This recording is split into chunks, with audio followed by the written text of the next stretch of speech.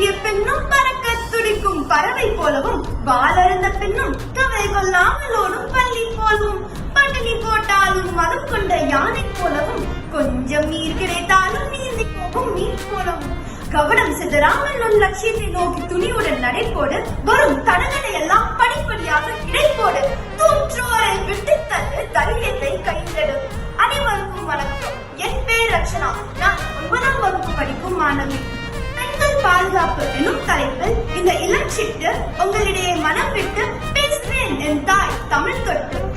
கருவறை முதல் கல்லறை வரை பெண்கள் give us freedom, not freedom என்று கதரும் நிலைதானே உள்ளது. சிறிய வயது பெண் குழந்தைகளை அத்துமீறும் அரக்கர்களிடமிருந்து பாதுகாக்கும் நிலை இப்பொழுது உள்ளது. குழந்தைகளுக்கு குட் டச், பேட் டச் சொல்லித்தர வேண்டிய கட்டாயத்தில் நாம் வாழ்கிறோம்.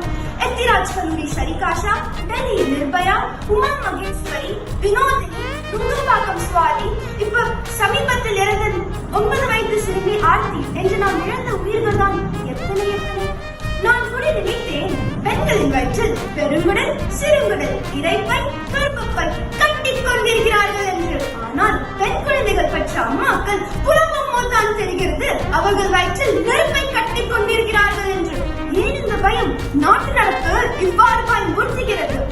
நாளை படத்தில் நடிகர் கமலஹாசன் பயம் பயம் என்று ஒரு வசனம் பேசினார். அதே ஸ்டைலில் ஒரு பெண் குழந்தை பேசினால் எப்படி இருக்கும் தெரியுமா?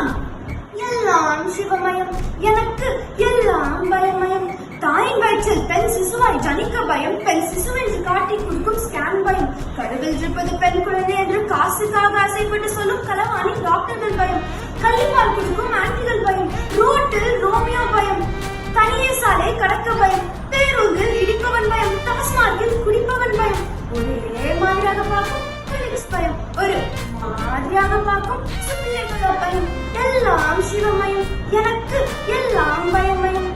இதிலிருந்து நாம் என்ன செய்ய வேண்டும்?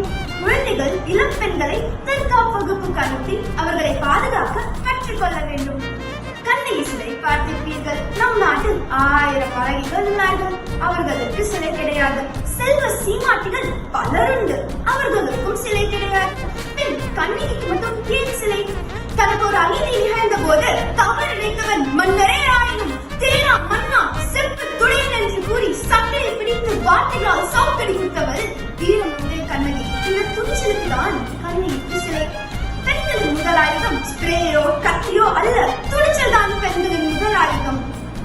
பெண்களை துன்புறுத்தும் குற்றவாளிகள் ஏதோ ஒரு வகையில் நேரடியாகவோ மறைமுகமாகவோ எச்சரிக்கைப்பட வேண்டும். குற்றவாளிகளுக்கு கடும் தண்டனை வழங்க வேண்டும். பெண்களோ ஆச்சரியப்படி, பெண்களின் பாதுகாப்போ கேள்விக்குறி. ஆனாலும் கூட நம்பிக்கைதான் வாழ்க்கை. சமூகம் ஒரு நாள் திருந்தும், சட்டம் இவர்களை திருத்தும். நம் துயரம் ஒரு நாள் விடியும், அவர்கள் வாழ்வும் ஒரு நாள் முடியும் என்ற நம்பிக்கை விளைவித்து வாழ்க்கையை தனைத்து